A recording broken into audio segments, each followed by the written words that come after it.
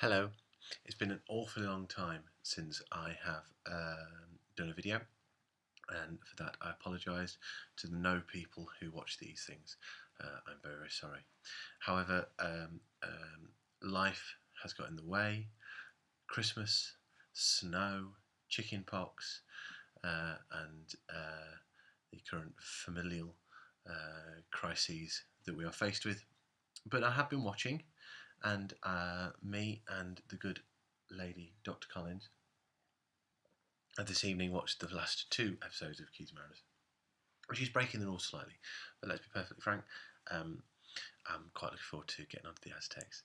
And we were enjoying it, and rules there to be broken, so we broke them. So the Keys of Marinus, episode 1, I seem to remember I've spoken about. And it's a bit odd that it's come to be this story that's the first one that I've done some sort of compilation, write up, speak up, because of all the stories that I can think of in the entire history of Doctor Who, quite frankly, one story that deserves consideration on an individual episode level is the Keys of Marinus.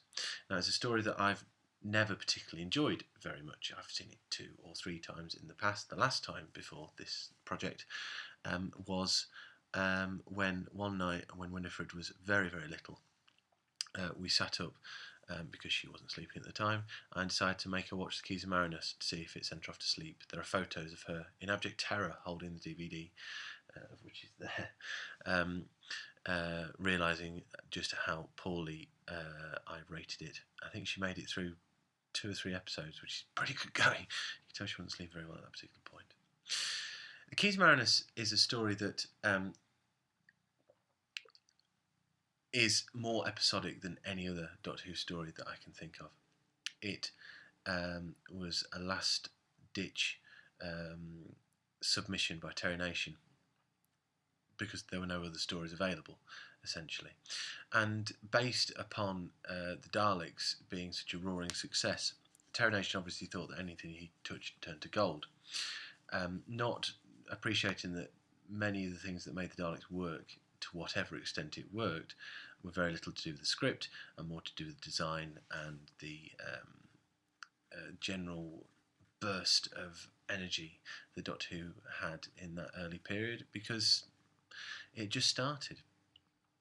So what we end up with is essentially a prologue episode, which I've already talked about, then 4 and a bit individual stories strung together by this quest to find the Keys of Marinus, and then 2/3 of an episode which is supposed to wrap the whole thing up. And herein, to my mind, let me say this first of all. I enjoyed this a damn sight more than I thought I was going to, and that has got an awful lot to do with the fact that it is a story that screams out to be watched as individual episodes. Libby, who had lost a bit of faith in this whole endeavour after the static nature of Marco Polo, has really enjoyed herself, to the extent that she actually asked me to put the last episode on and seemed to care about what happened to Susan. Now, be fair, she might be humouring me an awful lot because she's a very good wife and she does that. But nonetheless, I did get the sense that we could have done anything that last half an hour tonight before we went to bed. She went to bed at least. But no, we sat and watched episode 6 of the Keys of Marinus when the rules would have dictated we'd have to leave it till tomorrow. So it's been a lot better than I anticipated. But I feel incredibly hollow after the experience because it's a very, very superficial enjoyment. And I will come on to all the positives in a moment. But the essential negative is that it's a bad story. And it's not only a bad story, it's a bad story written by Terry Nation. So what we've ended up with is 4 little stories. We had the Velvet Web. The Velvet Web, which is... And on all these stories have what seems to be a very cliched sci-fi idea, a single idea, which in another writer's hands may be expanded out to 4, 6 episodes. That would be the whole story. But what we actually end up with is 4 short... It feels like a book of short stories. So we have the Velvet Web, where essentially what we see is not to be believed, and this ideal world in which we've found ourselves in. Please bear in mind I've said world there. I'll come back to this point in a moment. Is actually all not it's supposed to be, and it resolves itself by Barbara smashing some bell jars with brains in them. And everybody realises that the dresses that they had made were actually rags, and the food they were eating was actually dirty. Meh. Then we had the Screaming Jungle, a title that should inspire fear because the person who does most of the screaming, aside from the jungle, is Susan, and she's got the most dreadful scream in the world. A story in which we have a sort of Crystal Mazy, for those of you who remember the Crystal Maze, trek from one bit of the jungle to the next, and then the jungle tries to kill Ian and Barbara. Until they find the key, and then they can nip off. Then we had the Snows of Terror, which is just insane, because the key is so well hidden that nobody worth their salt would find it, apart from our heroes, of course. We get some really weird frozen guard type people. And then the bit that saves the story, to be fair, is Sentence of Death, where Ian is wrongly accused in a highly advanced society in which if you are accused of a crime, you are guilty until proven innocent rather than innocent proven guilty, and the doctor has to step in and save the day. Then we go back to Marinus, where it all began, and the Vord just men in rubber suits who actually have got a bit of... People seem to like them. God knows why they're terrible. Think they've made the key, but they haven't. They've actually got the false key. They picked up episode 3. Now, here are my fundamental problems here. First of all, I think it's cheap to do this story. It's certainly not cheap in terms of the economics of making a programme. One of the reasons that Doctor Who has, certainly in its early part, 4-part stories, 6-part stories, is because economically it makes more sense to do that. You only have to build a number of sets to last however many stories. You also have characters that you can invest in over a course of 4-6 weeks. You employ them. That kind of makes more sense in terms of storytelling, rather than this slapdash.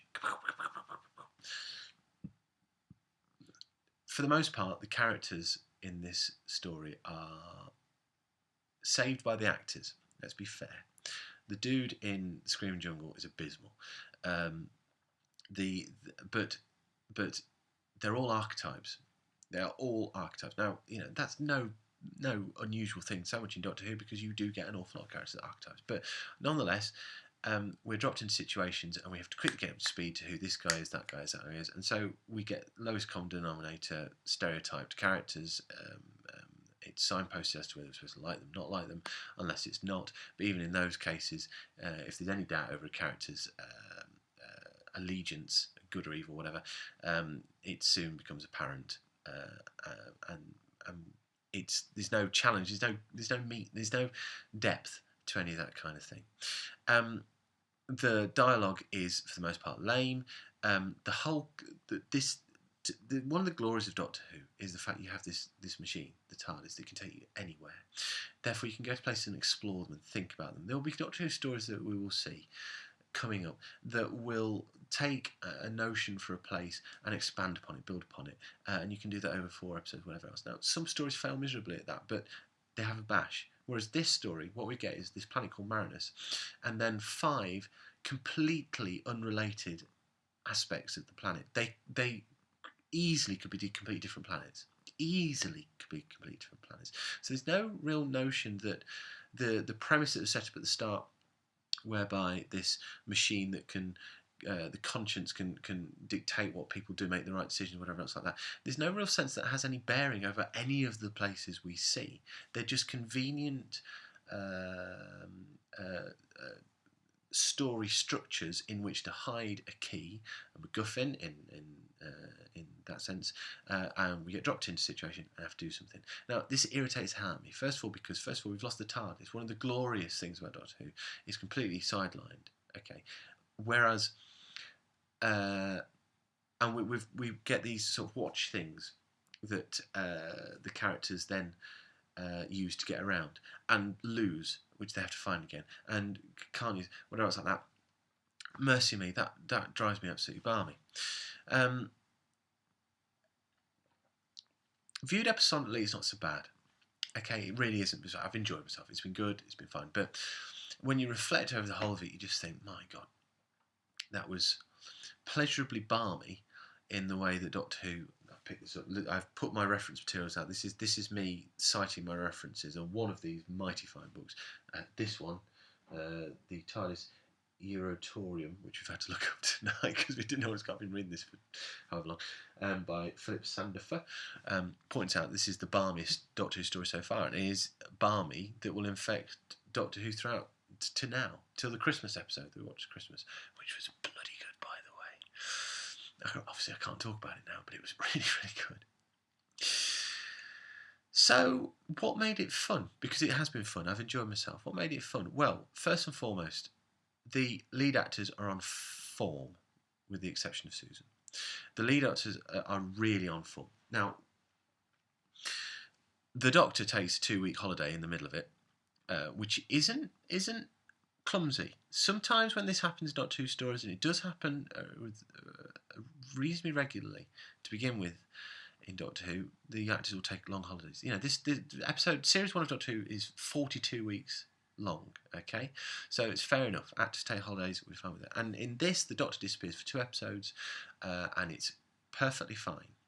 Okay, when Hartnell comes back for the last 2 episodes, he's on form. He's in a situation he can really play up. He's playing the sort of lawyer representing Ian, and it's obviously something that Hartnell built for. He still has a couple of fluffs, but the energy that he has coming back into the story is really good and gives it a bit of an uplift when otherwise it may have started to ponder because of the weight put on the other actors. However, Ian and Barbara, who basically hold the middle 2 episodes together, are absolutely fun. Jacqueline Hill is easily becoming, viewed in this intense little way, one of my favourite Doctor Who companions. I think Barbara is absolutely sound as a pound.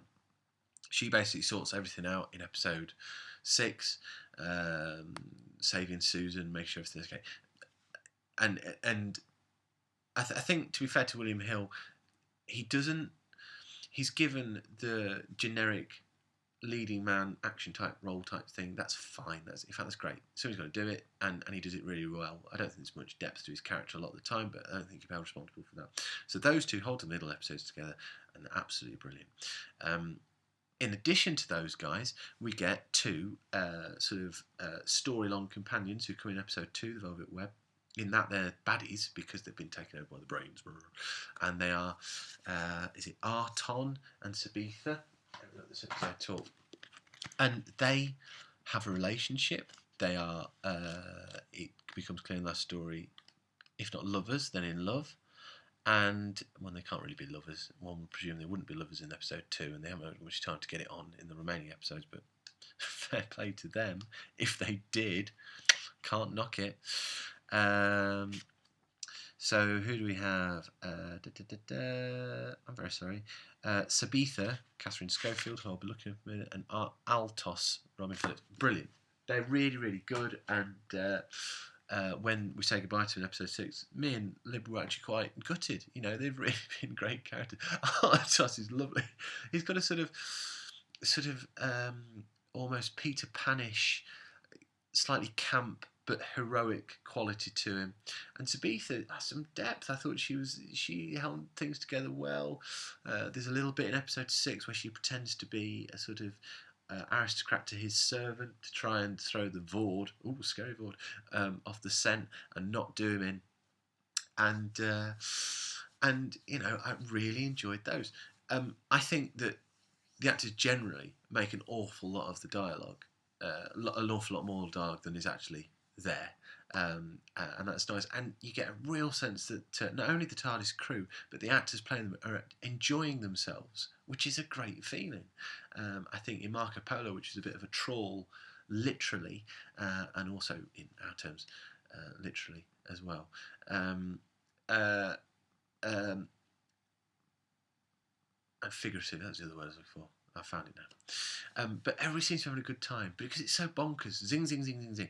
This story takes place in real time. The story's over about 3 days, something like that. So there's a real sense of energy.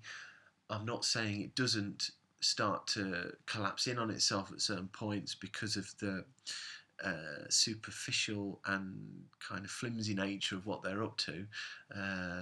And of course, essentially, we can't really buy into let's get this conscience working in, that's good for the planet, because it's not. It's mind control, and that is talked about at the end. The Doctor says to Sabitha, you know, your dad might have died, sorry about that.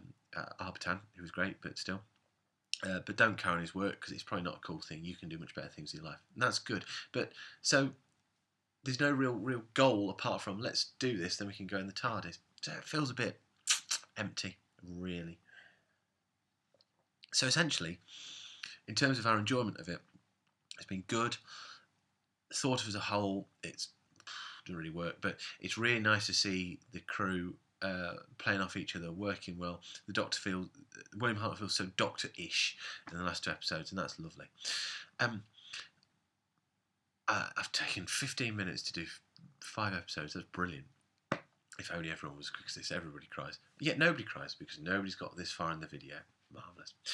One thing I'm going to say is I find the sexual politics of this story, and either this means of Terry Nation's writing, potentially, or television, or Doctor Who, or television in general, awkward. There's a real sense of... it is remarked upon by Barbara.